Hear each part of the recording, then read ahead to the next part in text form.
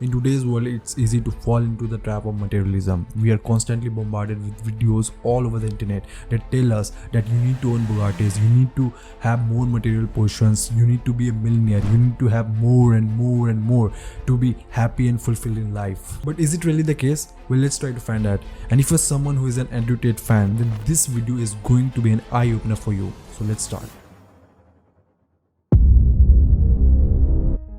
In recent times, one word which has been advertised a lot by various financial gurus and influencers is financial freedom. And in the name of financial freedom, people are being sold a dream lifestyle with endless wealth. These influencers try to push you into boundaries that life is either this or that. If you're not a millionaire, you are a brokey. If you're not banging lots of girls, you are a loser. And they make you feel insecure, afraid and scared. And then after that, they give you a solution to financial freedom, to a dream lifestyle. And after seeing all this, what most people do next? They start chasing that dream, which is actually a right start. But what they forget is that the point of financial freedom is to not just run away after more and more money. Because if you will do that, it's not financial freedom, it's actually financial slavery. Look, don't get me wrong, I'm not saying that money is not the most important thing in life. It is, that's the truth. But have you ever wondered that how much money is needed to be happy? To find that, I opened my laptop and googled.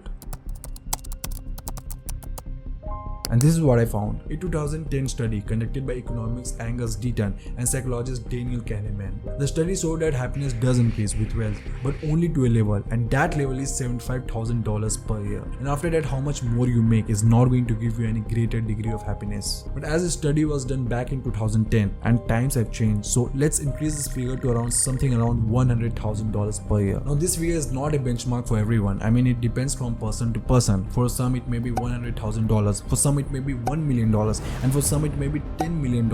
I don't know, but it needs to be your goal. It needs to be your strong why. It should not be like that someone told you that you need to buy Bugattis, you need to buy Rolex watches, you need to own private jets, and if you don't own these things, because someone told you this, you just blindly started following them and went into a rat race of becoming a millionaire and a billionaire without asking yourself this question that why actually you want that much amount of money, what you are going to do with that money, and are you doing this just to show off to other people? And if that's the case, then this race is never going to end, because there will always be someone who will earn more than you, who will have more than you. I mean, let's say if you earn $100,000, there will always be someone who will earn $200,000 and they will have much better house, much better car, much better lifestyle than yours. Or if you earn $1 million, now then also there will always be someone who will earn $2 million or $5 million or $10 million, and they will have much bigger house, bigger cars, everything better than you. And this comparison game goes on and on and on, and it never stops. So if you will just keep comparing your life to other people and just keep running after these materialistic things blindly, if you will do that, you will be nothing less than a lunatic who is just constantly running in a wheel, chasing more and more money. And after that also, you will never feel that you have enough. The more you will chase it, the more you will feel that you have less. You will always be unsatisfied and you will end up having a miserable life. I mean, just think about it, that in 1000, 2000 years, lots of great philosophers have come and gone by, and not a single one of them said this thing that you should just run after money and just running after materialism is going to give you happiness. No one ever said that. In fact, all of them warned that you should not get trapped into this vicious cycle of chasing materialism. I mean, you need to understand this, that if some wisdom has been passed upon years after years, decades after decades, generation after generations, then there need to be some truth behind this. I mean, all these great philosophers were not idiots. I mean, let me give you an example of a YouTuber. His name is Hamza, and I know that you are familiar with that person because he is kind of big in the YouTube space. So earlier he used to upload videos every single day, and as being a YouTuber, I used to admire that part about him because I know how hard it is to put content, and that's also long form content on a regular basis. And because of all this, he gained a lot of subscribers, but his mental peace, his mental state was just getting fucked up because he was just getting consumed, because all the time he was just making videos and just thinking about videos and just running after more and more and more subscribers. But now he has just stopped uploading regular videos. Now he just uploads video once in a while. And why he does that? He gave the reason. Just pause this video right now and just read this.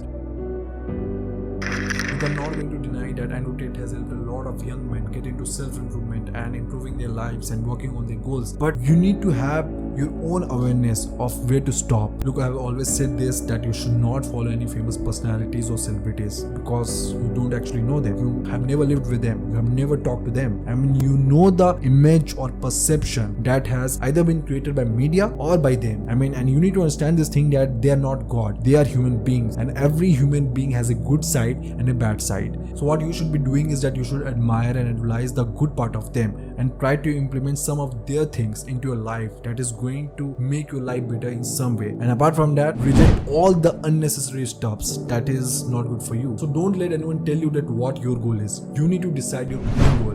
Don't give that authority to anyone. And some of the other stuffs where Annotate talks about parenting. A father doesn't have to be around. The mother keeps the child alive. As a father, it's your job to be impactful. It's hard to be a superhero if you're home every day arguing with your wife changing diapers. That's not what a man should do. A man should rock up, teach lessons, be impactful, and it's more about quality as opposed to quantity of time. I feel at the end of your life, when you will be at your deathbed, you will be not proud of how much more money you made. You will be more proud of how many relationships you built over these years and how much time you spent, how much moment you shared with your loved ones. That's the only thing that will matter to you. Look, as a pro-capitalism person, I'm not saying that you should not just chase money or you should not just run after money. I mean, I'm also making this video to make money out of it. So I'm not saying that. But it's just make sure that you just don't go to extreme ends, because life's crux is in its balance. Always remember that.